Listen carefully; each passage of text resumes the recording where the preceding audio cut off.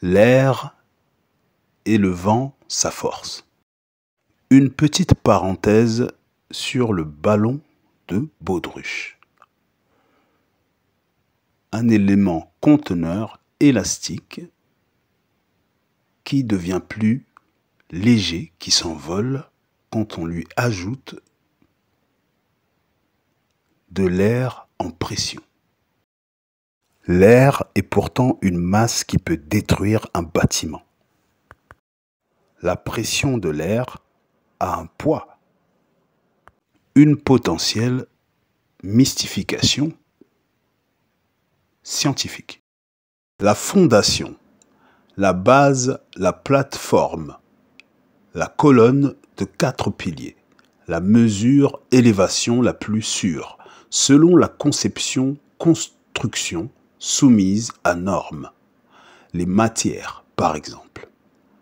La disposition des visions de colonnes en question nous gratifie d'un espace de forme losange, un carré aussi. L'observation du Rubik's Cube, l'étude des rotations des multiples cases, j'estime la compréhension de son armature déterminante. Elle m'aidera à imaginer le sens de rotation-translation potentielle. J'observe le U et le T en éléments d'armature de rotation primaire.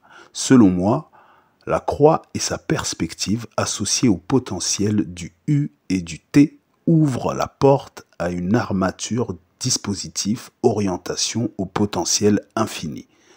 Surtout si cette étoile est circulaire, en globe.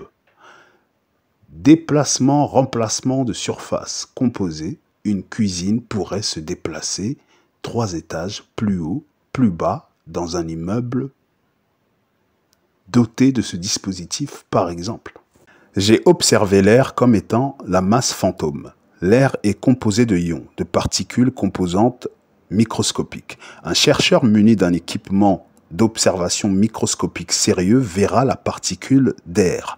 Il aura le loisir d'observer sa condition intégrante qui lui permet de traverser la matière. Observer l'élément déclic, intégration matière, en reproduire le module pour un dispositif d'intégration matière absolue, avec beaucoup de moyens de travail. Il peut comprendre cette particule qui n'est en réalité pas invisible mais microscopique, composer une fondation, une tierce création du module, masse solide invisible, une combinaison ou encore une métamorphose de sa consistance charnelle en fonction. Une fois muni du dispositif, il est libre d'activer ou pas le module pour lui ou tout autre interacteur. Il peut être dans une maison que nous ne voyons pas à 30 mètres du sol. Nous pouvons imaginer le nombre d'étages dans un pays possible avec une main-d'œuvre de plusieurs dizaines de milliers d'ouvriers engagés pour de potentiels travaux. Nous avons une limite civile en ce qui concerne l'élévation de nos intégrités sur le plan physique. Aller plus haut qu'un immeuble. L'interdiction de nos ossatures, l'interdiction de circuler dans les airs.